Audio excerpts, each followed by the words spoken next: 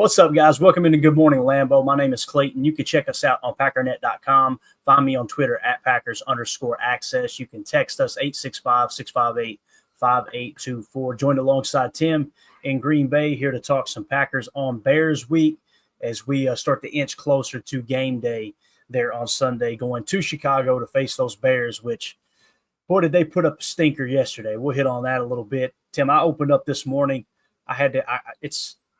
It's a guilty pleasure. I had to go over to ESPN Chicago and just listen to the ranting and raving. And let me tell you something, sir.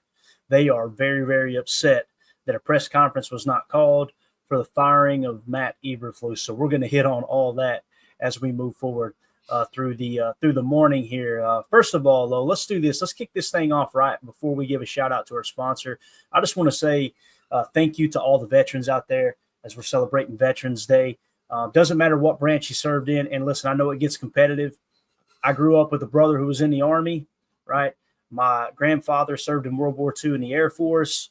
And I have an uncle who served in the Army in Vietnam. And then I have another uncle who served in the Air Force as well. So I understand it gets competitive, but today we take them all. Obviously, we celebrated the Marine Corps' birth yesterday. Let's put them all in one big group today and just say thank you to every veteran out there, whether you sacrificed your life, fighting in battle, or you sacrificed time away from your family, serving our country, whatever your role was. We wouldn't have the ability to sit here in a free country and be able to talk football, which absolutely it matters. It doesn't even matter at all, in comparison to what you men and women do for us on a daily basis. So thank you to everyone who has served or is serving right now. Tim, anything you want to add to that, Bo? All gave some gave all. Thank you to the men and women of this country that put it out there for us so we can sit here and talk football, talk about things that are nowhere near as important as what you ladies and gentlemen do for us out there. So salute to service. Thank you so much. And you hit it on the head, Clayton. It doesn't matter what branch that you serve in, and that competition is always fun to watch too, because it's always between the different soldiers from the different branches. They like to razz each other. Okay. It's all a part of that brother and sisterhood that is the military. So thank you. And I'm like you, Clayton. I have lots of family and friends from different branches. I think we've got everything covered except for the Space Force, which is kind of the newer branch of the armed forces. But thank you to all our veterans out there, and especially everybody active right now on deployment. I got a friend out there serving our country right now. So happy Veterans Day to the veterans. No doubt about it, man. Very well said. Donovan Schilling in the chat. Happy Vets Day, my fellow service brothers and sisters. And he said, Army is the best, though. So there you go. You get it everywhere you go. Uh-oh. Where's Bates? Here comes the Marines. Oh, yeah. No doubt. He's hanging out in the shadows right now. I promise you that, man. Let's see here. I know we had another comment here. Let's see. Holmes kicking it off, right? It says, Bon dia. All right. Bon dia. Which is the new official intro for Good Morning Lambeau here as we get cranked up. This is the official intro. Good morning. Oh, man. I'll tell you. Holmes in the chat, too, says, Clay, I did the same thing on the Bears channel. I enjoyed sipping on Bears tears. Thank you for your service to all our vets. And again, thank you to everyone who served. We can't say it enough, and there's no smooth transition away from something so serious and so important, but we're going to try to talk some football. That's why people are tuning in here. But again, thank you guys and gals out there. So speaking of the Bears, this came down the pike on Twitter at Canthers, maybe Qanthers. All right. Chicago Bears, 19 straight drives without a touchdown. The Bears still suck. So the longest active drought in the NFL. This was during the game yesterday. I seen this come across Twitter and said, we'll use that for the show. Tim, Caleb Williams, bro, he started to improve, and then it's just like he's fallen off a cliff again. And you'll notice he's not really turning the ball over a whole lot. The big thing I notice is just holding on to the ball. It's like one read, let me move around in the pocket and take my eyes away from off the downfield targets is the big thing I'm noticing. I seen Bears fans complaining about the O-line. Listen, they're horrible. Don't get me wrong. That O-line is really bad. But there was several plays yesterday, one in which I counted it off. 6.2 seconds he had the ball in his hand and didn't get rid of it. Like, boys, on average, it's like 2.5 to 3 seconds. It's typically like if the ball ain't out by 3 seconds, you better expect to get hit in the NFL. But the Bears, they definitely still suck, my man. They, Caleb's doing a lot of what you had said he's been doing all along, which is acting like he's still playing quarterback at USC. This is not college football where you can get away with patting that ball and, hanging around back there, hoping something's going to happen or thinking you can do it with your feet. You got to make that decision in half of that time or less in the NFL. And I think he's just, we've talked about it before, players that, have to transition to the professional level. Some are better than others at doing that. And it looks like Caleb is struggling right now. We'll see. Like you always say, he's got arm talent. We know it's there. Yeah. But there's other requirements to play quarterback in the NFL besides having a killer arm. And we'll just see how he develops. But not looking good for them. Feeling good about us coming off the bye, going down to Chicago. So we'll see what happens. Yeah, definitely. Well, like you said, man, you got to be prepared to play. It's going to be a tough defense. I think that Caleb will give you an opportunity to win that with your offense because of all the extra opportunities you potentially get. Yep. I know everybody was tweeting out that famous tweet that he had as soon as they drafted the punter. Hey, man, welcome to Chicago, but you're not going to be punting a lot here. And then they'll put the side-by-side of how many times they've had to punt. So, careful what you wish. They drafted a punter, right? Exactly right. So, obviously, we had a big game last night, Houston and Detroit. Man, talk about a disappointing outcome. Anytime you see the game unfold the way it did, and every time that the Detroit Lions would turn the ball over, Houston would give it right back. And it was just so frustrating. It was so frustrating, Chuck, let me tell you. And, again, it's not the end of the world, but the Lions are really starting to run away with the North. When you win a game like that, where, as a matter of fact, let me pull it up here. Jared Goff ended up with 5 interceptions on the day. Jared Goff. You still end up winning that ball game. Listen, that's a tough ass team. You just figure out how to win the game. Period. Case closed. Stroud only turned it over twice, but still, it was like every chance they had to put a nail in the coffin for the Lions, that's when Stroud threw the pick. And it was so frustrating. I think they put the ball on the ground once too, but nonetheless, the Lions come away with that dub. Now, listen, I had to throw this out here. We changed Amon-Ra St. Brown's shirt here, and rather than Green Bay sucks, we just put Jared Goff sucks. At that point, it was 1 touchdown, 5 picks, and only 170 yards passing. He was 10 of 24. Now, do I think Jared Goff sucks? I don't. Last night, he sucked. He sucked bad. He was giving out gifts like it was already December, Tim. It was like Christmas out there. So. Yeah, and the Texans didn't want to open those gifts. They didn't want to open the presents that he was given. I mean, the Texans should have won this game by 30 points the way it was going. And instead they scored 23 in the first half and decided that was enough and decided not to score anymore. I don't know. I see a lot of the same things we talk about with Jay Love. I see some of them with CJ Stroud, man. You'll see throws where he looks like an absolute Hall of Famer, and then you'll see throws where it's like, what the hell are you doing? Right. Definitely a second-year starter himself, just like Jordan, trying to find that rhythm. But I really thought Houston was gonna get that dub for us. But like I said, Clayton, we're not going to get any help from anyone in this division. I don't think we're going to get any help from anyone in the NFC when it comes to playoff seeding. It's going to have to be up to the Packers to win these ball games down the stretch here. Yeah, I completely agree. Now, listen, there was some other stuff going on in that Lions game, too. We just got to throw it up here. Ryan Fitzpatrick tweeted out, Lions leaving it all on the field tonight. As you can see, we had a number 41, not sure who that is, but had a little accident out there. Oh, we're going to give him some. Actually, he gave them. He gave us. So, if you guys don't. You think God never farted? You guys don't know what I'm talking about on the podcast. You can't see the screen. Just go search Lions pants, all right, and you'll know exactly. There's your clue. right there as to what happened. We'll go ahead and get it off the screen before everybody hacks up their coffee. So that's enough talking about division rivals and all that good stuff. Let's look at the updated standings as we head into Monday Night Football. We've got Miami at the LA Rams tonight. So LA sitting there in the number 9 spot at 4-4. So they got a chance to climb up with the Niners to be kind of in the hunt for the playoffs. But the NFC playoff hunt right now, as it sits, Lions are the 1 seed at 8-1. Eagles are the 2 seed at 7-2. Falcons are the 3 seed at 6-4. Cardinals are the 4 seed at 6-4. Vikings are the 5 seed at 7-2. Commanders are the 6 seed at 7-3. And then you've got the Green Bay Packers in the 7th seed at 6-3. Right behind them is the Niners at 5-4. Like we said, the Rams will play tonight. They're currently 4-4. The Bears 4-5, Seahawks 4-5. So, guys, here's the moral of the story: 9 wins is not going to get you in the playoffs in the NFC this year. Not going to happen. You're going to have to win a minimum of 10, which is typically, the old saying, win 10 and you're in.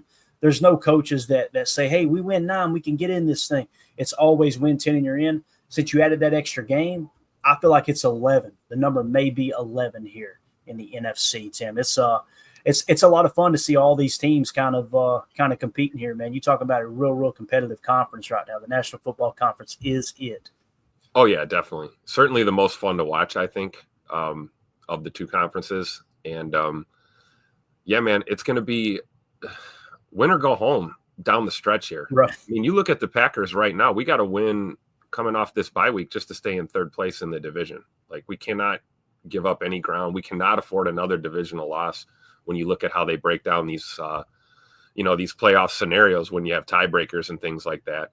And again, I'm looking more to that loss column than I am, to the wins. I think you're absolutely right. You got to have 10 or 11 wins minimum to even be in the mix. But really, you're looking at some of these teams that you're, like the Rams. We're hoping they pick up their 5th loss tonight, and obviously San Francisco got it done. What a gritty game from them just to go out there and get that win.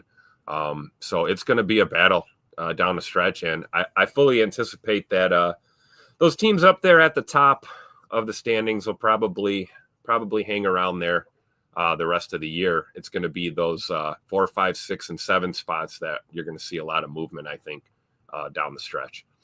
Yeah, I think so too. And again, you're kind of controlling your own destiny here. You're going to end up playing the 49ers here in a couple weeks. You've already beat the Rams, took care of business there. You're going to play the Vikings again. You're going to play the Lions again.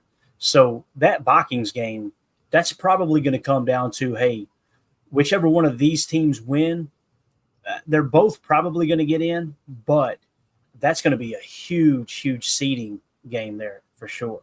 The scheduling committee knows exactly what they're doing. He does, man. Hey, look at that. 2 divisional games to close out your season. Yeah.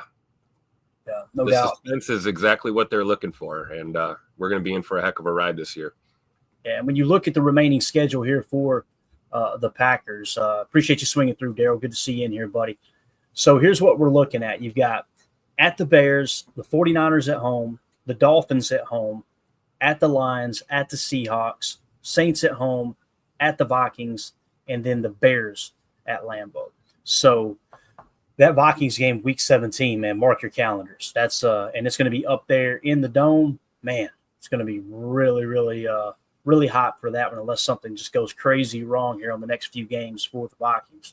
At the Lions there on December 5th, be another one. It's going to be primetime Thursday night. Here's what's crazy. You've got the Bears 1 o'clock kickoff this week.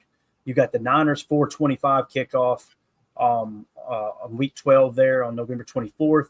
Then you got the Dolphins Thursday night, Lions Thursday night, Seahawks Sunday night, Saints Monday night. So you're going to have 4 primetime games coming up there right in a row. So the Packers are going to have an opportunity to come out and prove their worth, man, on national television and show the world what they're really about. So excited to see it. Give a shout out to Jake G126. Says, good morning, folks. Looking forward to catching more shows in the next few weeks while I recover from minor surgery. Hey, man, glad to hear it's minor, Jake. Quick recovery, and thank you for making us a part of that healing process, man. I don't know if I would do that, but we appreciate you. This show sucks, and it'll probably slow your healing down, but thank you for hanging out with us, man, for sure. All right, let's see what else we got here real quick. I think we covered everything that I had just in the show notes. So, Tim, something else I wanted to hit on here, man. You keep an eye on the chat. If you see anything in there that you want to mark and kind of if you guys got any questions, anything like that, we can maybe throw up here on the show. I wanted to touch on some QB statistics here real quick, and specifically the turnover-worthy play percentage, okay? Now, this is as large as I can make it here on the screen, but I'll just read it off to you guys and gals. What we did was we did a minimum of 20 dropbacks because there was a few players that had like 10 dropbacks, something like that. And turnover-worthy play is exactly what it sounds like, guys. It's basically, you'll get an interception. Let's say you throw a pass, hits a receiver in the chest, ball flies up in the air, they pick it off. That's not going to be considered a turnover-worthy play, right? And it really kind of it boils it down to what were the mistakes that were made by the quarterback. And I really, really appreciate and enjoy this statistics. I didn't expect to see Malik at the top, but this is wild. Now, keep in mind, he's only had 53 dropbacks, but Malik Willis leads the league in turnover-worthy play percentage at 0. It's him, Jake Haener, Tim Boyle, Marcus Mariota. Obviously, all 4 of those quarterbacks are backups. So you can kind of throw it out if you want to. I completely understand that. But the fact that he has had 53 dropbacks and 39 attempts and not have one single turnover-worthy play is really, really impressive. But as you get into the quarterbacks that are actually playing significant snaps, like, for example, Lamar Jackson probably leading the MVP race now that Jared Goff decided to throw 75 picks in one game, 1.4% turnover-worthy play. Look at Russell Wilson, 1.5% turnover-worthy play. You knew he was going to protect the football. Bo Nix, the rookie, 1.6%. Jaden Daniels, the rookie, 1.6%. Joe Burrow, Aaron Rodgers, Deshaun Watson, all at 1.7%. Then you've got Kyler Murray, Tua Tagovailoa at 2%. C.J. Stroud and Patrick Mahomes at 2.1%. Derek Carr, 2.2. Geno Smith at 2.3. You've got Daniel Jones and Cooper Rush at 2.4. Now, listen, people who see Daniel Jones go, whoa, Clayton, he's not a good quarterback. Yeah, we're not saying this proves they are or are not a good quarterback. It's just simply taking the turnover aspect of their game and quantifying it in terms of, hey, was it their mistake or not, right? You can be a bad quarterback by taking too many sacks. Go watch Caleb Williams' tape. Caleb Williams isn't just turning the ball over like crazy, but he's taking sack after sack after sack rather than getting to the second read or just throwing the ball away. And that's something that Daniel Jones has struggled with as well. Cooper Rush, haven't played many snaps, obviously only 39 dropbacks, but 2.4%. There's Caleb Williams at 2.6%. But look at the grades. 61.1 PFF grade as it sits right now. His passer grade is 59.2. Fumble grade, he's done a pretty good job protecting the football from fumbles. That was a big issue coming out of college, so that's definitely a plus for the Chicago Bears in that regard. His running grade is 70.2. That's been the strength of his game this year. Brock Purdy, 2.6. Justin Herbert, 2.6. Mason Rudolph, 2.6. Justin Fields, 2.8. It's wild to see him putting up decent numbers. Jacoby Brissett at 3. Gardner Minshew, Jared Goff, Aiden O'Connell, each at 3.3%. Now, this I don't think this is updated this morning. I could be wrong. So Jared Goff's will probably go up. I can't imagine they had time to update that. Trevor Lawrence at 3.4%. Josh Allen and Jordan Love both at 3.7%. Right behind him, you got like Joe Flacco, Bryce Young, Baker Mayfield, Sam Darnold, who many people think he's having an excellent year, 3.9% turnover-worthy play percentage. So just to kind of look at some of those quarterbacks that most people say, hey, man, these are solid top 10 quarterbacks, like Kirk Cousins, 4.1%, Jalen Hurts, 4.4%, Matt Stafford, 4.5%, Dak Prescott, 4.7%. So the reason I wanted to point this out, it's not a great number, don't get me wrong. Jordan Love's 3.7%, right? He's tied for 30th in the league right now. But when you look at some of the other quarterbacks that are underneath him that other people would say Baker Mayfield's having a great year, right? Now he is throwing a lot of interceptions just like J Love. This isn't like it's not to a point where it's not fixable, is what I'm saying. The interception total seems a lot worse than it actually is. It's just the pick sixes and the time in which you're throwing those, like Tom Brady was pointing out on the telecast last week. Situational football is absolutely huge. Bill Belichick had that drilled into Tom Brady's mind his entire career. That's the one aspect that I see with Jordan Love's game. You gotta improve that, and you gotta improve the accuracy, no doubt about it. So you get those two things buttoned up, I think the sky's the limit for Jordan Love. But, Tim, what do you think about these numbers? We can scroll up, down, whichever way you want to look here. Pretty interesting to see the actual turnover-worthy play percentage. It is, and I think you see, you look at some of these quarterbacks on here, like you said, you got some big names towards the middle and bottom of the list, and you look at the attempts and you look at guys that are willing to thread the needle, and that's why you're going to see, it's not always, not hitting your reads or, patting the ball like we talked about with Caleb. Sometimes it's just you're out there trying to, you can call it hero ball if you want, but a quarterback's job is to go out there and try and get first downs, try and win the game. So there's a common denominator here when you see some of these, guys that are top tier quarterbacks like Jalen Hurts at 39. That guy is going to, he's one of the more accurate quarterbacks as a passer, but he is going to put the ball in risky situations because, high risk, high reward sometimes when you're able to, drop it in between coverage or, thread the needle, so to speak. So, yeah, you might see a little bit more turnover-worthy plays there. We saw that last night with Jared Goff, right? Like we talked about. A lot of those picks came on shot plays, which was kind of weird. We haven't seen Detroit really airing it out in the last couple of weeks.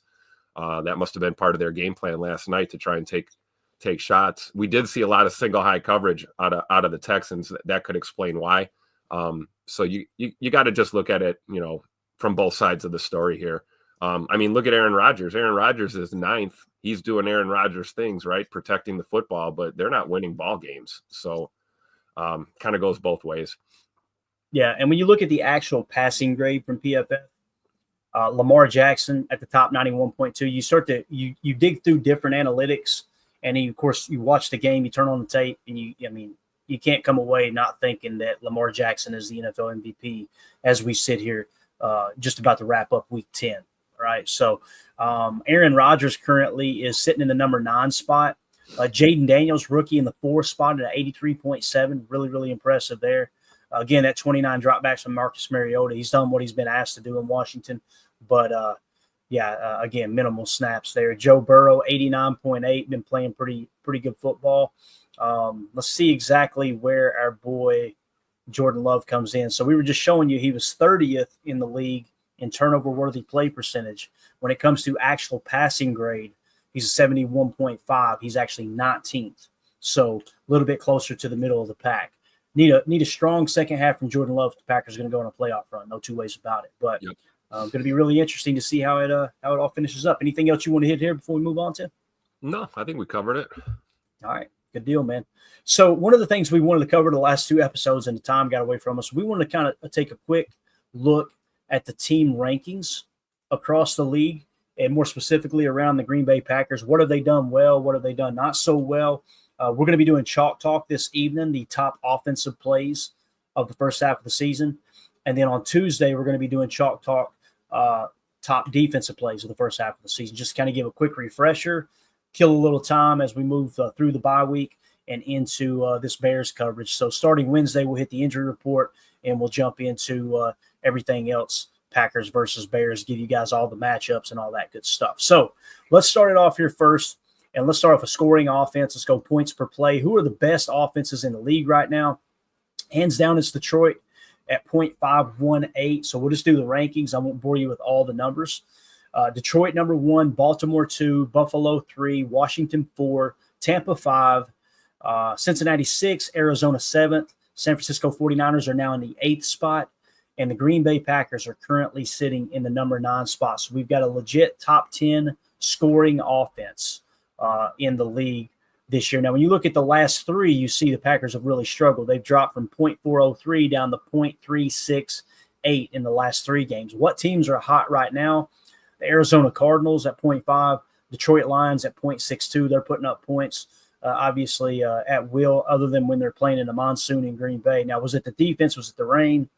Who knows? But those are your top scoring offenses so far this year. Now, let's see where Chicago ranks here since they are our next opponent. So they're 25th in the league at 0.304, and their last 3 games is a dismal 0.143. So if you were to sort by the last 3 games, Chicago is dead last. And that's what I was talking about, how they kind of had a spurt there where Caleb was playing pretty decent ball. But here lately, man, he is just absolute cheek. So you kind of like when you're catching Chicago here, but just, again, you can't overlook any opponent in the league. Now, when it comes to playing at home, the Green Bay Packers dropped significantly, right? I mean, they're probably in the bottom third, maybe closer to the halfway point, but they're definitely in the bottom half, I should say, of the league scoring at home. And then when you look at the away statistics, let's see where Chicago comes in, because obviously, we should look at the away for Green Bay. On the road, Green Bay is 5th in the league at .467. All right. So Green Bay on the road playing offense much, much better, Tim, than they do at home. Why? I have no idea. Maybe it's extra pressure. You're wanting to perform for the home crowd. That could be the case. But at home, once again, Chicago is, right in the middle of the pack, maybe in the upper part of the bottom half of the league. So everything is pointing towards the Packers kind of being like, hey, look, this is a get-right game. Can't overlook them. Again, I'm going to say it 1,000 times this week. You're going to get tired of hearing me say it. But I think as the lines opened yesterday too, Tim, the Packers are 6.5-point favorites on the road. But you guys know Vegas typically gives the home team 3. If this was at Lambeau, you'd be looking at an 8.5 to 9.5-point spread. What do you think about those scoring numbers there? Anything catch you off guard? Anything specific you want to see?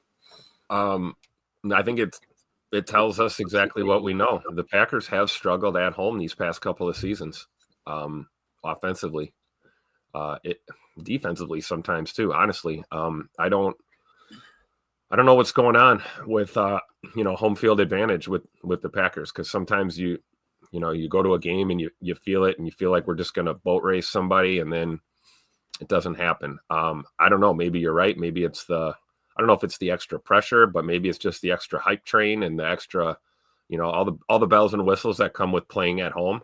And I don't know what it is, but I'll tell you what, the fact that they're basically 5th, I think you said, in scoring on the road. That's interesting. That's a good thing, because we're primed to be playing all our playoff games on the road, the rate that we're going now. So, and you saw what we did to the Cowboys last year on the road. So, I guess that bodes well for us as we make a postseason run here potentially. You almost get concerned if we ended up with a home playoff game at this point. So hopefully that turns around. But I think we're primed for an ass kicking of epic proportions down at Soldier Field on Sunday. And I was talking to a couple of my friends yesterday, like you said. Hey, when are they going to fire Eberflus? I don't know. Probably after they drop their second home game in a row to the Packers. Maybe a week from today, we'll get that press conference. So go Pack, go. If the Packers can somehow win by, say, 15, 20 points, I think Eberflus is probably gone. I think you're right. I mean, that's always been the goal in the North before the Lions emerged as kind of the front runners, is in Chicago, you beat the Packers first and foremost, right? So we'll see. It's going to be a lot of fun. What you pointed out about playing well on the road, too, I immediately thought back to New Year's Eve last year in Minnesota. Yeah. Right? Came out and just played on fire offensively. So, yep. Thanksgiving against Detroit last year. Same thing. Yeah. Great point. Yeah. Let's see here. Jake G126 in the chat says the main thing I'd like to see out of the bye is these damn penalties. Yeah. Amen, bro. Got to clean up those mental errors. Completely agree. It's something that I don't think it's the most important thing we need to clean up, but if you get either that or the turnovers under control, you're probably winning. You probably win at least one of those 3 games that you drop. There's no doubt in my mind. So got to get that cleaned up, definitely. Let's see here. iRock in the chat says, you hear a lot from players around the league how impactful it is playing at Lambeau. I think the history of our stadium brings that fight out of our opponents at home. That's a great point, iRock. Like, they all talk about what an honor it is to play at Lambeau, and you see them all trying to do Lambeau leaps and everything. And, I think there might be something to that. I really do. And I wish it applied to our players.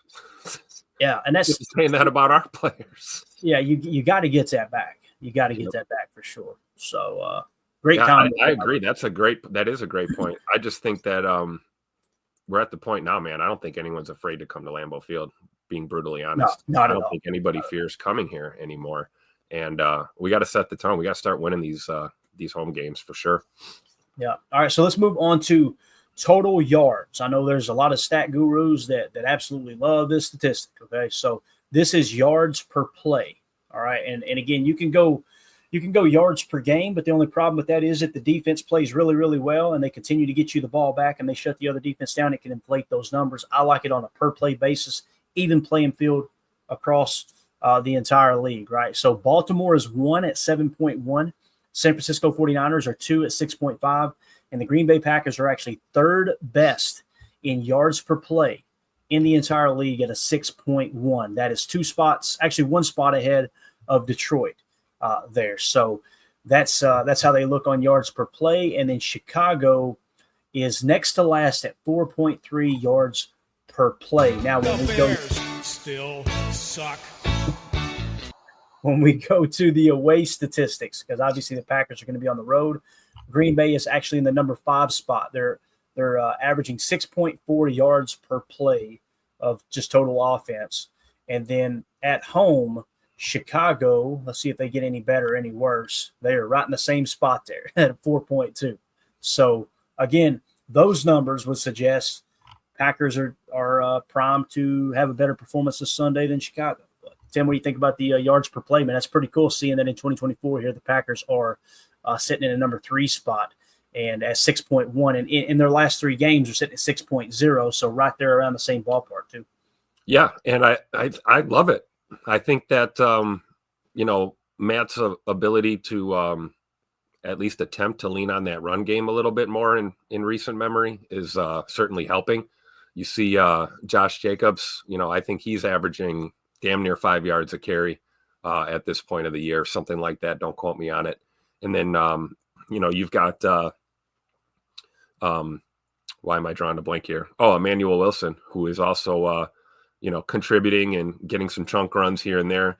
And then that opens things up for you to get that passing game moving. So we're where we need to be here when it comes to yards per play. And I agree with you. That's the metric. If you're going to look at any of these stats or spreadsheets, that's the one you want to look at is a per play basis. And as long as we're efficient and, running the system, running our offense, we should put a lot of yards on the board, a lot of tutters on the board against the Bears. So looking good for a road trip.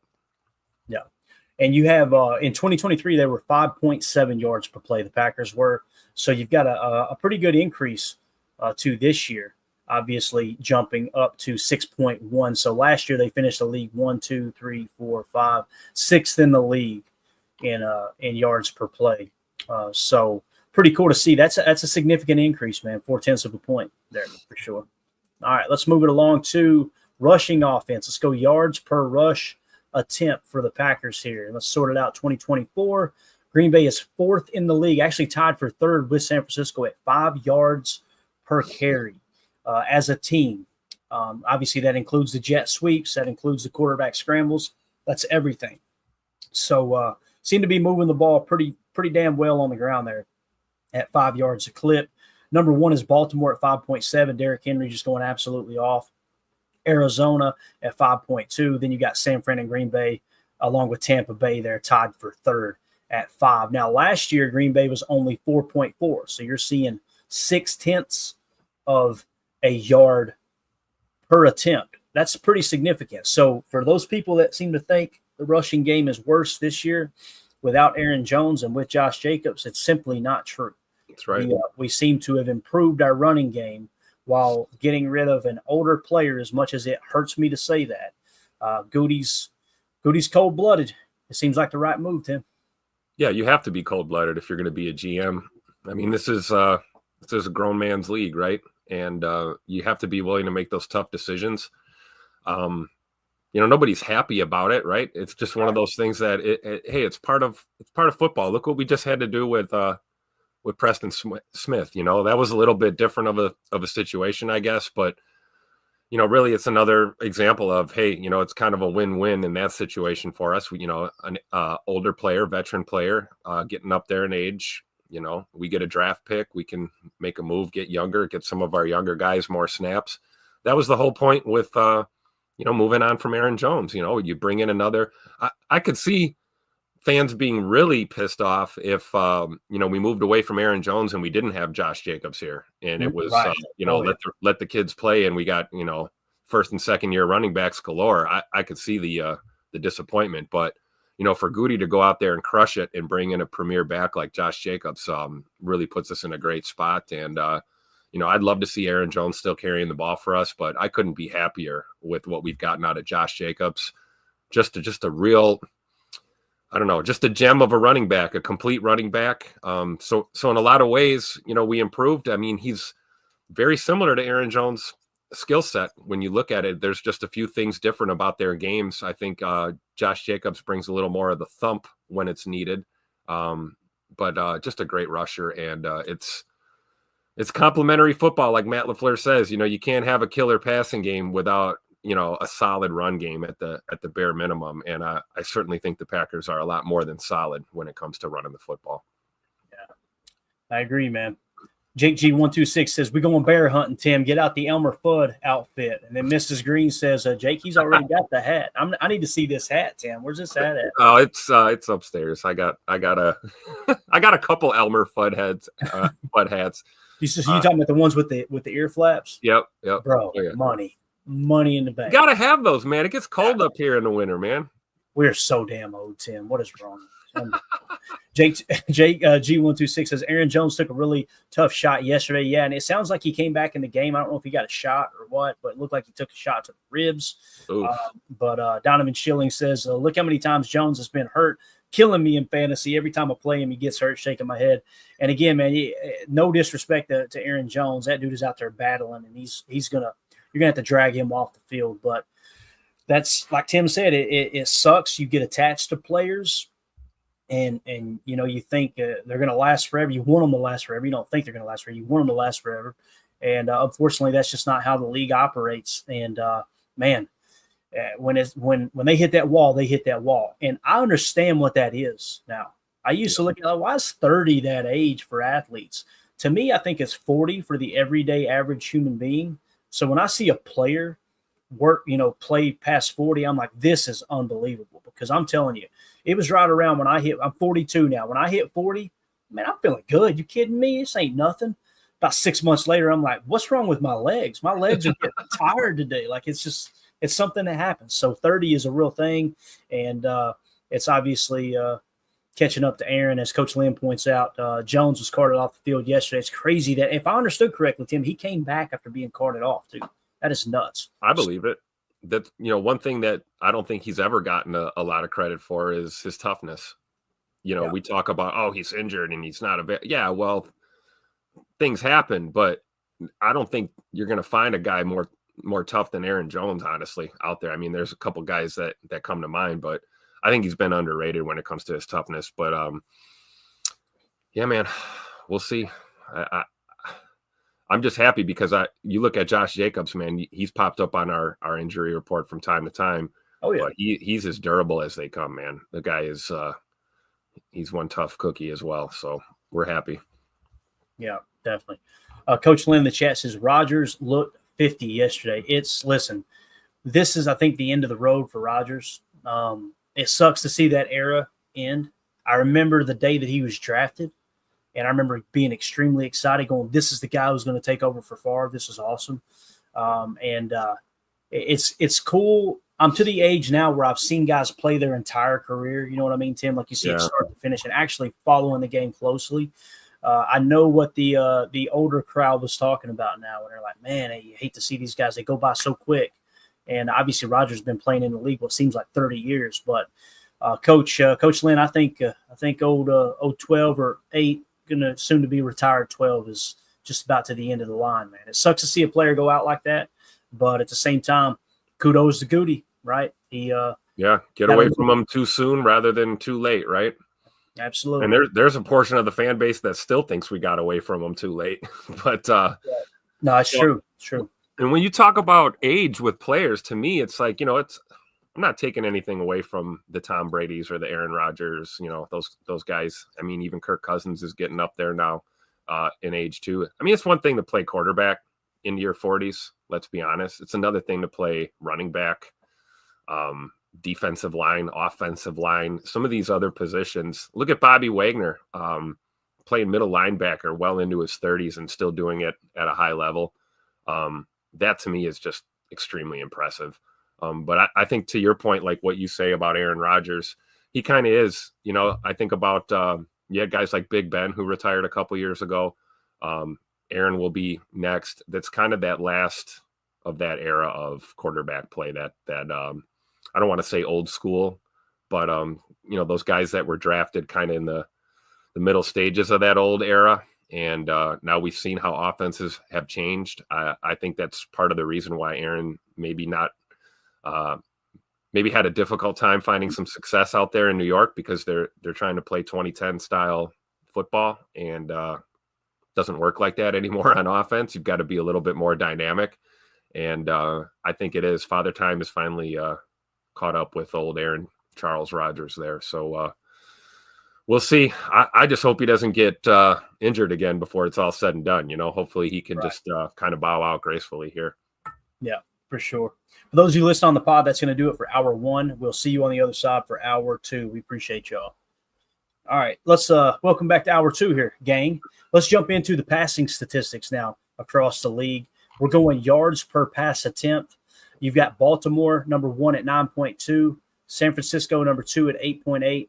Detroit, number 3 at 8.6.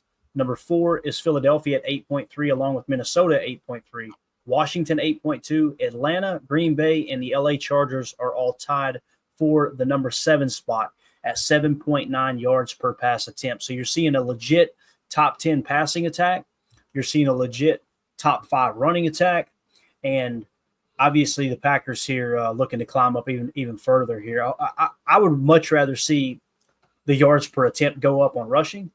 And this drop, that tells me we're playing from ahead and we're leaning on the run.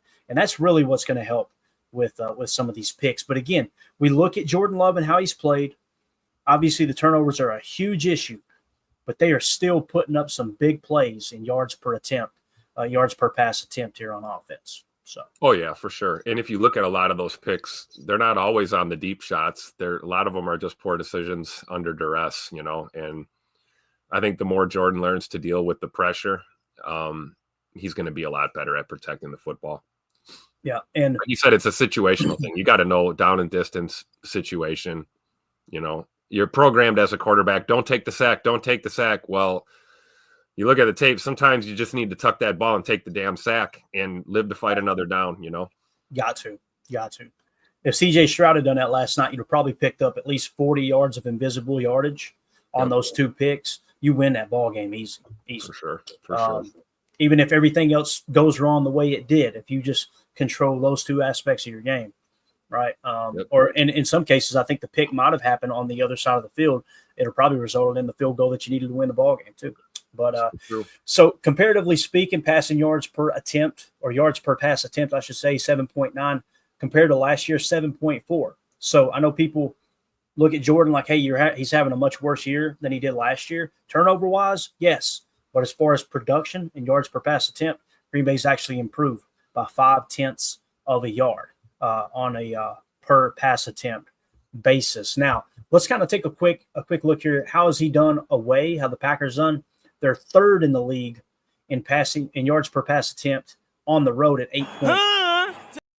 And at home, the Chicago Bears are right down there towards the bottom, where they 1, 2, 3, 4, 5, 6 away from the bottom at 6.1. Is that right? No. I'm sorry. What's the number? Yeah, 6.1 yards per pass attempt. They're pretty much the same at home as they are on the road. That's terrible. Another statistic that kind of points toward Green Bay Packers potentially having a solid passing game down there in Chicago. Again, though, Chicago, much tougher defense. They might be the best defense we've played so far this year, to be honest with you. Yeah, I would think so. Between them and Detroit, probably would probably be 2 of the tougher ones. And that run game is going to come into play. We've got to be able to do it on the ground, open up the pass game against that Bears defense. Yeah, definitely. And let's see here. Jake G126 in the chat says Jordan's still only 1.5 years into being the starter. I think the future is bright. It's a great point. Listen, I understand both sides of the argument. I understand what you're saying, Jake, and I think it's a valid point. Like, look, he's only started for 1.5 years. I got you. But I also understand the other side, like, hey, he's been in the league for 5, right? Yep. Like, yeah, I think they're both important pieces of information to go into the pot of how well or not so good has Jordan Love played at times, right? So I'm with you, man. We're going to find out the second half of it. I think by the end of this season, Tim, we'll know what we have in Jordan. We're either going to go, yep, he's the guy, or we're going to be going, oh, man, we might need to keep looking, and he's the starter for now. I think it's going to be the aforementioned, he's the guy. I really do. I think, again, when I look at the mistakes he's made, you can fix those. You look at other guys like Caleb Williams holding the ball too long. It's still early in his career, but it's like if he's never going to get out of that, and you've seen it in college, him wanting to run around like a chicken with its head cut off and all that good stuff. If he didn't get it out of his system in college, he hasn't gotten it out of the system in the pros, yeah. But I think we will definitely know who Jordan Love is by the end of this year. I really do. I agree. And I think this is also kind of, let's be honest, man, he got banged up. He got banged up in week 1. And that's a first for him in his career, getting hurt like that early in the season, having to miss games. Kind of tough for Jordan to get momentum going when you look at some of these installs going into these games. Is he going to play? Is he not going to play? Malik having to come in a game and finish a game. Hopefully down the stretch here, Jordan gets his legs back under him, gets his confidence back, and I believe he's capable of making the right decision back there. And, we talk about our O-line too, man. We're great at pass pro. Well, then why is he getting hit back there? Why is he panicking and getting pressure? Let's reduce that pressure rate and help our QB1 out there, and obviously avoid some of these foolish penalties too, which kills our drives constantly. I don't know how many times we've seen a third down conversion from this Packers offense called back due to penalties. So, it's a team game. So we gotta help our QB1 be the best he can out there. And I fully think he's going to turn it around. But I think that's a great point, Clayton. Like after this season, we're going to know unequivocally, what that answer is. I'm still in the camp of Jordan is the guy. J Money only wears number 10 because he throws dimes. I think we're going to see that guy again real soon. Coach Lynn says he's the guy. AFM in the chat says, yeah, I agree, Clayton, but I don't know if he's the guy, but I'd love him to be the guy. It's kind of where I'm at. Like if I had to put a percentage on it, I would say I'm 75% sure that Jordan's the guy, maybe 80%, right? Again, come see me at the end of the season. I'll feel really confident. Hey, look, we know what we got here, right? Daryl in the chat, Jordan Love has to perfect his timing and footwork, but it takes time. That's a good point. AFAM in the chat says Mahomes did some of this early in his career, throwing really dumb picks. Jordan doesn't have the overall arm talent, accuracy, and being specific to overcome. So he really needs to work on this. I think that's a valid point. Mahomes at one point, I remember them talking about him not being an accurate quarterback coming out of college. He's just got crazy elite arm talent.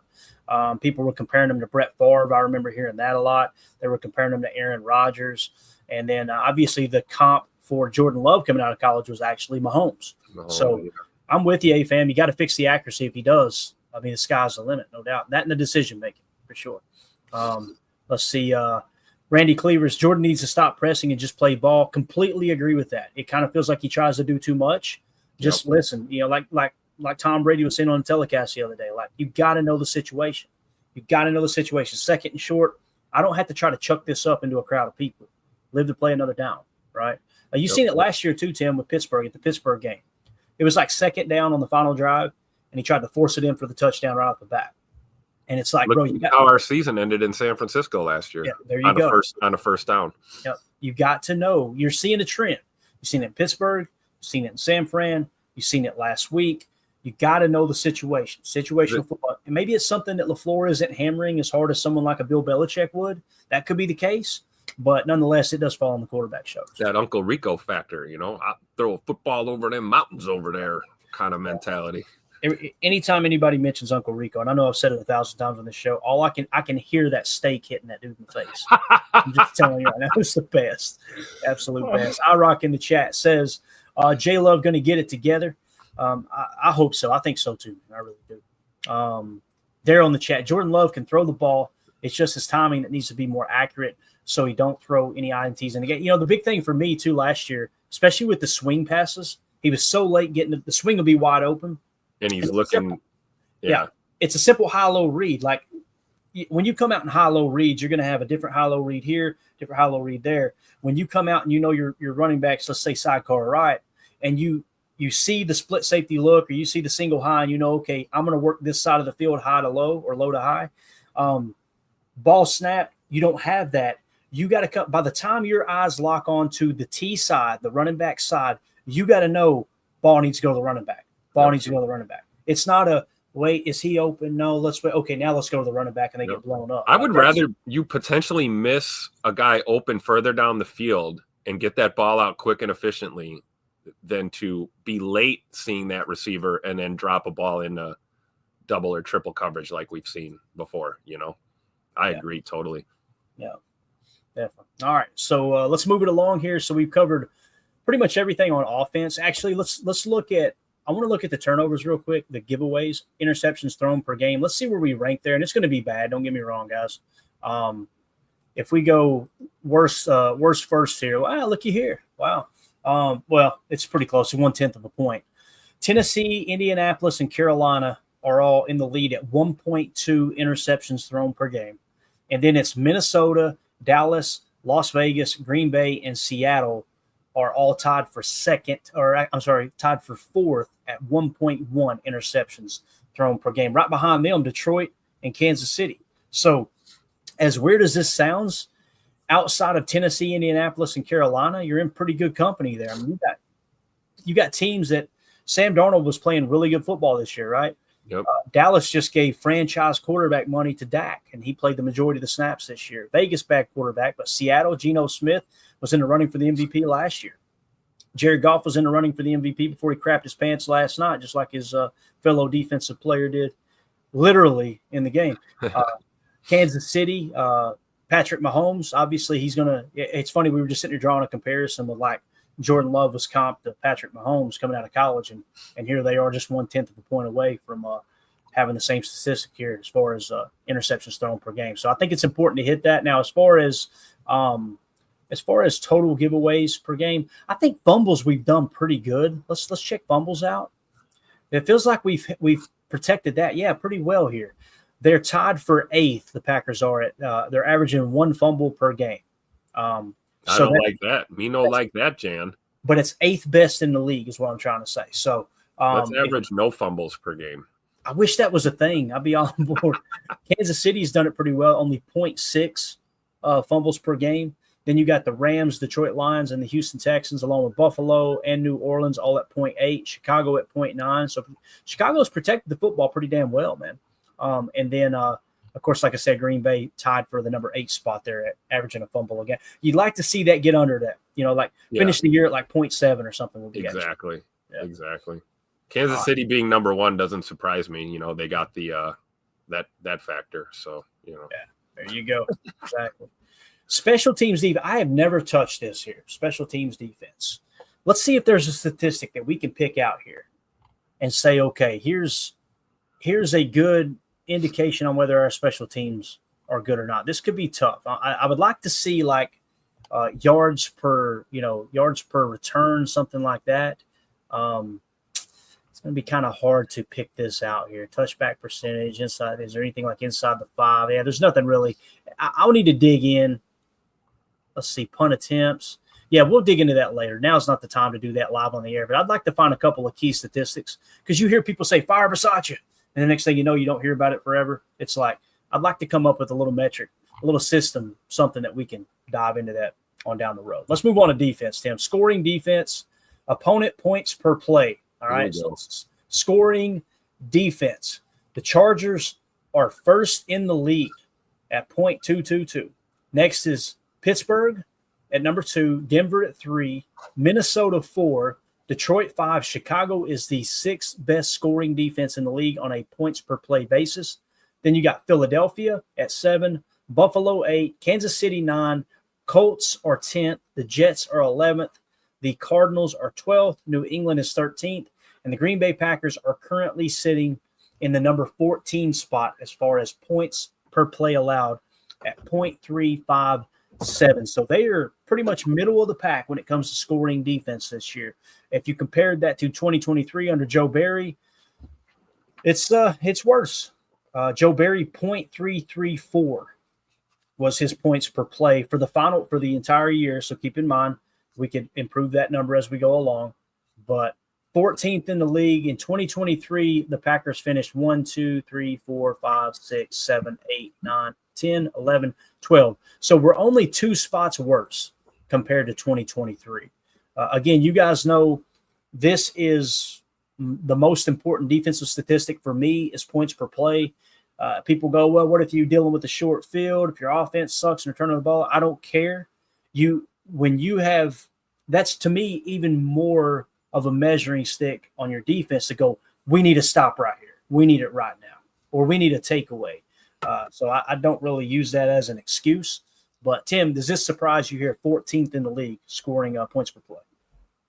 A little, and I'd like to see that improve. I'm with you, Clay.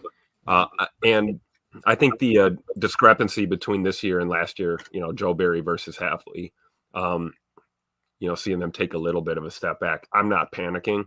And again, I know it's not the most important stat looking at defense, but I will gladly take that little trade-off because the turnovers and the takeaways have I don't even know how much, if we could break down the percentage that we've increased in that category. But I'm okay if we took a little bit of a dip in the points per play aspect if we're getting those takeaways. Because to your point, I get that feeling when I watch this team. You'll see them getting marched down the field, and you're like, "Oh gosh, what's going on here? What are we doing? What are we doing?" It's like, "Come on, let's get a takeaway," and then boom, we get a takeaway, and it happens. We'll get a pick, we'll get a tip ball at the line, we'll get a strip sack. That's kind of the trade-off when you've got a defense that is quote unquote a little more aggressive. And when I say aggressive, I don't mean blitzing all the time. I just mean in the sense that they're playing that ball. They're ball hawking, and we didn't see that last year. So I'll take a little bit of a backslide in the points per play category. That's just me, though. Yeah, if you were to tell me, hey, you can go from bottom third in takeaways to top 5, and you're going to drop 2 spots in scoring, I'm okay with that. That's a huge net gain, in my opinion. So I'm with you on that. And we'll get to that here in a second, too. I did want to point out that over the last 3 games, it's increased significantly. 0.432. So they're in a little bit of a slump as far as points per play goes as it sits right now. Perfect timing to go down to Chicago and see Caleb Williams. At home this year, the Packers are probably a little bit better, I believe, at 0.351. On the road, they're a little worse. So on the road defense, they're really about the same spot. So nothing too much to take into consideration there. Chicago has at home the 1, 2, 3, 4, 5, the 5th best scoring defense, and that increases significantly when they're on the road. That's interesting. So they drop down to probably the 1, 2, 3, 4, 5, 6, 7, 8, 9, 10, probably about the 13 spot, something like that. So interesting. All right, there is your opponent points per play. Now let's talk about rushing defense. And we're going to go opponent yards per rush attempt. So this is on a per carry basis, 2024. The Packers are going to come in the number 7 spot, actually tied for number 6. So this increased from last year. Your run defense definitely got better. Baltimore 1 at 3.4, Kansas City 2, Minnesota 3, Pittsburgh 4, Denver 5, Cincinnati 6, and the Green Bay Packers tied for that 6th spot at 4.2 yards per carry allowed. Over the last 3 games, it's actually dropped to 4.1, so gotten a little bit better. That last game, they did somewhat shut the Detroit Lions running game down. Unfortunately, we kept making mistakes on offense, and you had that one blown coverage there in the secondary that was the explosive play for the Lions. I think it was Amon-Ra St. Brown that might have got loose. But on the road, when it comes to rushing yards, they're giving up 4 yards a carry, and at home, they're giving up 4.4 yards per carry. So the run defense is a little worse on average at home this year. Now, compared to last year, we were giving up 4.5 yards per rush attempt. This year, it's dropped to 4.3. So definitely an improvement there as far as run defense goes. That's definitely that switch over to the 43, I think. And everybody complaining about the pressures, Tim, but this is the byproduct here. That's exactly what it is. You're right. And pressures, man. I don't know, man. You talk about situational football. There are times and situations where you want to pressure that quarterback, and you are going to send 5. You are going to send maybe 6. Hell, we've seen teams send 7. but that's not every down. That's not consistently. I'd rather have a defense that's not giving up, 15 and 20-yard chunk runs all day. And we've definitely seen a lot less of that going over to this 4-3 system. So, and then, combined with the fact that, let's be honest, we're executing a little bit better this year when it comes to our defensive play. We've gotten better at middle linebacker.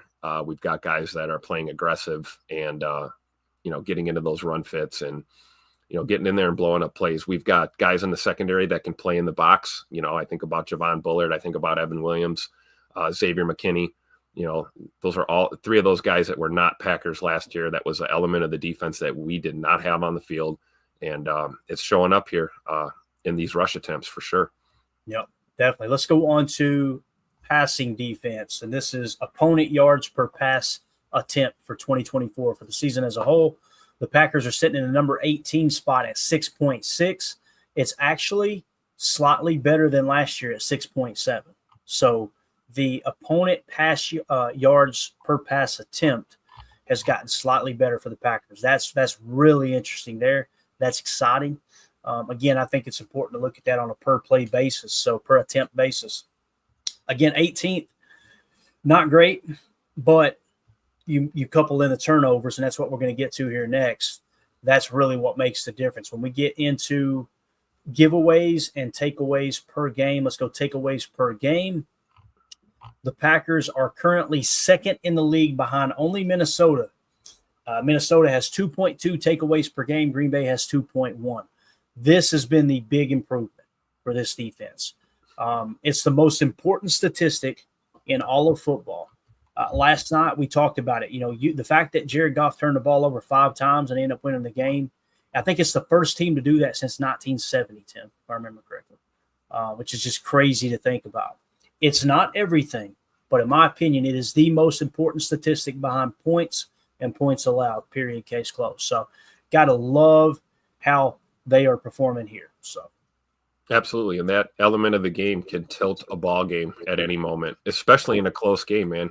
You get that turnover, everything can change. I mean, we've won a couple ball games that way this year ourselves. And, it's kind of uncanny thinking of how many turnovers the Lions had last night for them to hang around in that game.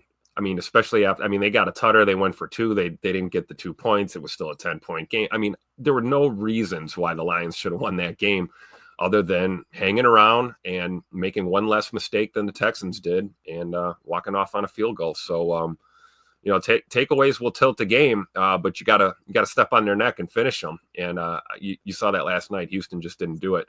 When you look at the Packers, man, I think we've got that, no pun intended, we have that X factor. We have that guy that, is back there at any moment. And you put your opponent in a bad situation, like you said, Clayton, where you got them playing from behind and they've got to play that deep pass game, or they got to try and get, shot plays. That runs right into the teeth of our secondary, which is exactly what we want. Teams throwing that ball at Evan Williams and Xavier McKinney, we'll take it all day. And I love it. I'm all about the takeaways, man. I'm a defensive football fan. I love it. And it's just nice to see that back in Green Bay. It's been quite a while since we've had that ball hawking secondary, and it's awesome to see.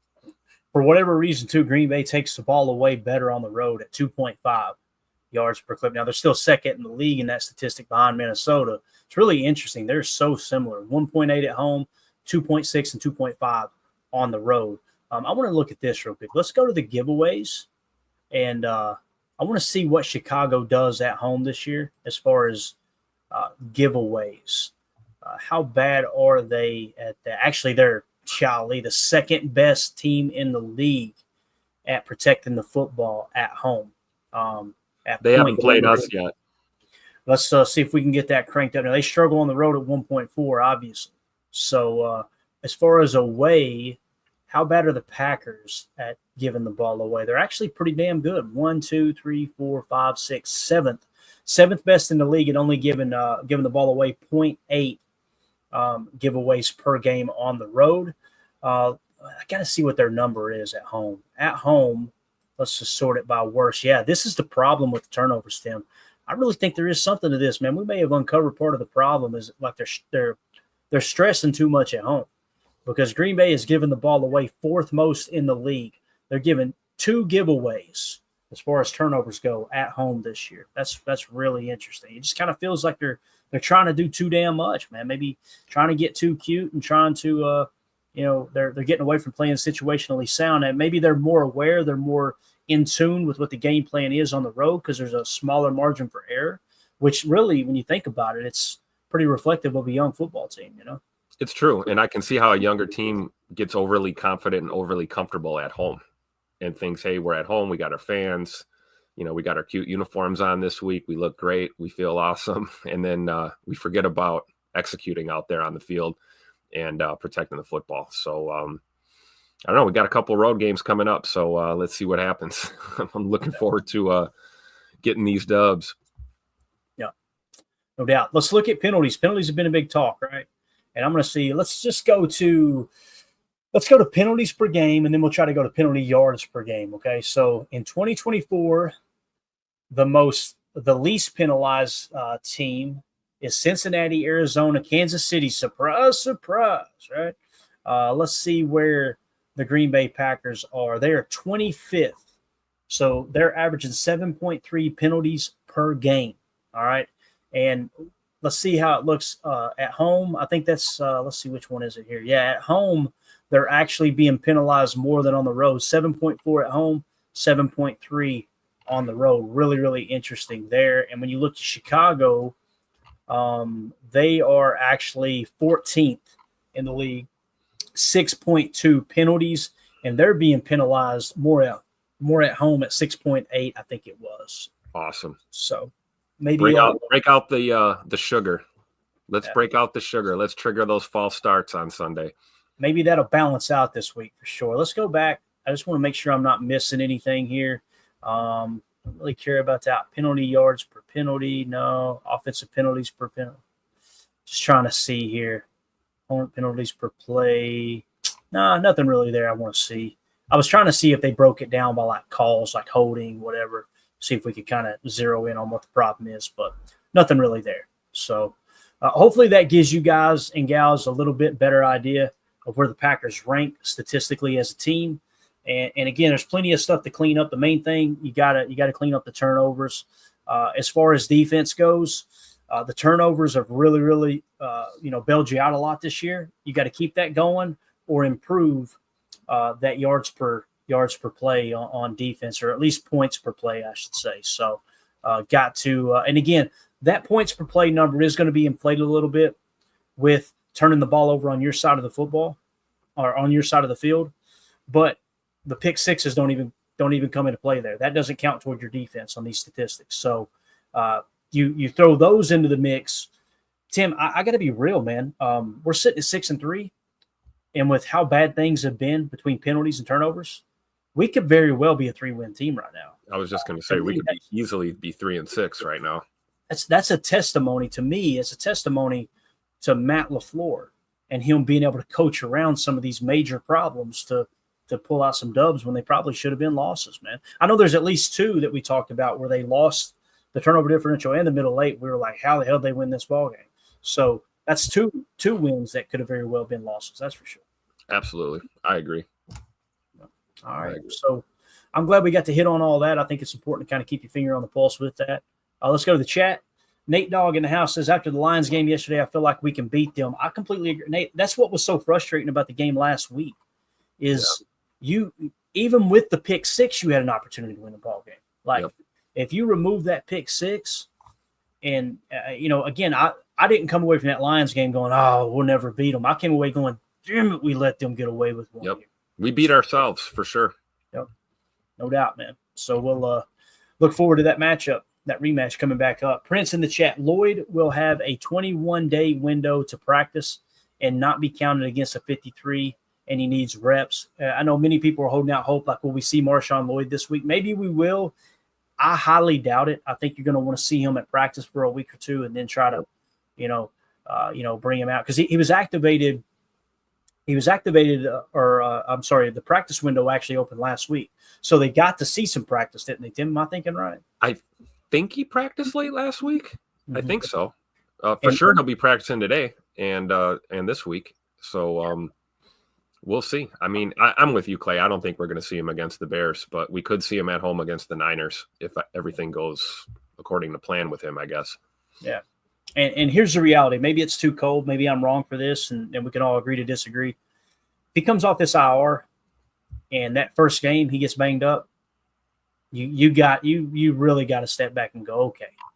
Because, I mean, you're talking about he was recovering from an injury and then he hurts his ankle and he has to go on IR. So it's like two different injuries. If we get a third, you got to really step. That's a real thing. That's a real thing. There are some players that they physically whether it's the reckless play style or it's, their body just can't hold up. I've got a lot of faith in Marshawn Lloyd, man. Daniel Jeremiah said he was the best running back in the draft.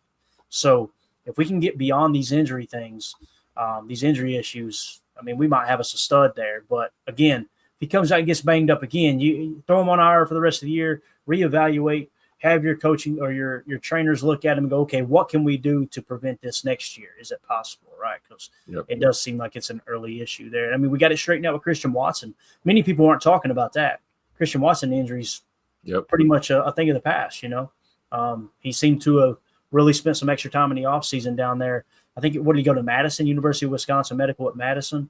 And I think so. Got some stuff looked at. Yep. So, yeah. They committed to that because that was the biggest knock, because when Scoot's healthy, he's definitely an X factor on offense. It's just, staying on the field. And so far, I think, what did he miss? One game this year? Yeah. I don't even think he missed a game. Did he miss a game? I'm not sure. I don't think he did, because he had that, the infamous high ankle issue or whatever that was. And he bounced back and played that following week. So, right. Shout out to Christian Watson, man, figuring it out. But you're right, man, especially with a running back, you look at Lloyd, anything hip, hamstring, lower body, leg early in your career, that's a major red flag. So we got to get that shored up going forward, make sure he's healthy. Yeah, no doubt, man. No doubt about it. I see the Lions fans don't y'all have an own podcast to tune into? No, that's okay. We appreciate the views and the support. Cracks me up, man. It's like, anyway. Oh, man, I can't wait to play them again. God, I can't wait. And I know deep down inside they're going, I'm not feeling real comfortable about that. You shouldn't. I can't wait. It's going to be absolutely awesome. Turn the ball over 5 times to us, buddy. You're getting damn boat raced. I promise you that. That's going to happen. All right, let's see. One last one here. John in the chat says, Packers' problem is they have a horrible wide receiver core. Tim, you marked this one. You got the floor here. Yeah, I just wanted to highlight a comment that is probably the one that I have disagreed with the most out of ever being on this show. A horrible wide receiver core. Do you watch the Green Bay Packers, John? I'm just wondering, which team are you watching? Because I don't know if horrible is the correct adjective to describe this receiver core. I don't know about you, Clay, but I definitely don't think the Packers have a horrible wide receiver core. No, I don't. And this is the part where I say we can agree to disagree. You've got receiving. It's tough. You've got a receiving core that going into the season, many of the national pundits were talking about this is arguably the best wide receiver core in the league. Jaden Reed is an absolute dog. I mean, through the first 3-4 weeks of the season, he was leading the league in receiving yards, right? He was in the top 3, I think it was. Are they a great wide receiver core? I don't think they're great yet, but they're all young. We know that. We knew it was going to take time to kind of grow into that. You've got everybody. You're starting to establish what each player is good at. You're continuing to build off of that. Tay Wicks has taken a huge step back. There's no two ways about that. Same as Devontae Adams did. Great route runner, had drop issues early. He cleans that up. He's creating just as much, if not more, separation than anyone else in the league. So, I think they've got a lot of upside with this wide receiver core. I really do. Like Romeo Doubs is your quintessential boundary X. He's got the best hands on the team. Jaden Reed is your guy that's going to run those climbs, those choice routes, play your flyer from the most part. Now you've mixed in Bo Melton into flyer. You also had Romeo Doubs play a little flyer a couple weeks ago, so you're seeing guys' roles be expanded. Christian Watson played flyer his rookie year. That's why you've seen him more on the jet sweeps, things like that. I got to respectfully disagree. I don't think I try not to laugh, but I don't think we have a horrible wide receiver room. I don't. I'm excited to see him prove me right there for sure. I agree. All right.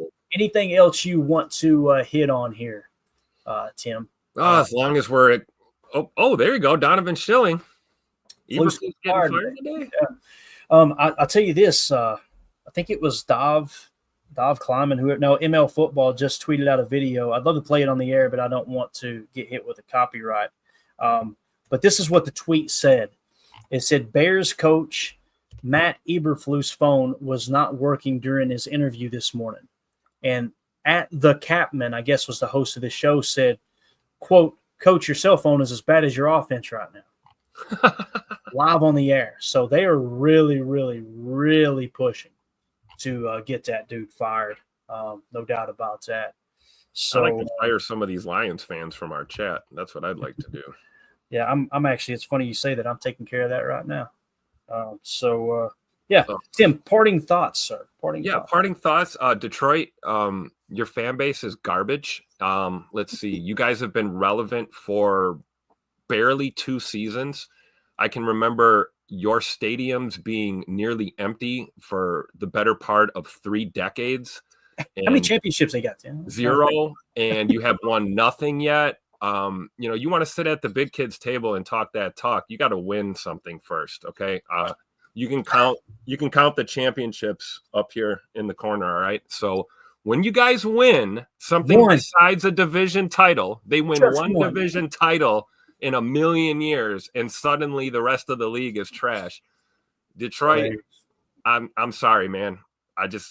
You guys talk the talk, and you're walking the walk now, but you got to get over the hump before you talk the trash to the champions. It's just going to be so lovely to keep these receipts. I love hashtag and remember this tweet, so I can just go search hashtag remember this tweet. I think I'm the only person on earth that does it, and it pulls up all these tweets where people were running that mouth.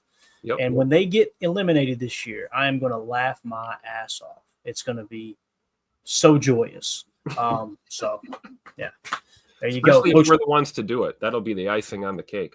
What Coach Lynn said here, the Lions peaked too early. I think that's a real thing too, man. Yep. Really, really love it. So that's a real thing that teams, you hit that peak and then you head into the playoffs and get your ass kicked. And next thing you know, you're looking up going, how did that happen? I think back to when the Packers won the Super Bowl. Boy, wouldn't that be awesome, John? The Packers go in there and knock the Lions out of the John comes back with a tweet with a comment I can agree with right here. I love it. Exactly. Yeah. It's one of those things, too, like with the Packers when they won back in 2010, no one expected them to go on that run. Yep. And that's the perfect example of what Coach Lim was talking about, peaking at the right time. You got this momentum, and other teams are kind of playing from behind, trying to figure out what you're doing week to week, and you're constantly just ahead of the curve.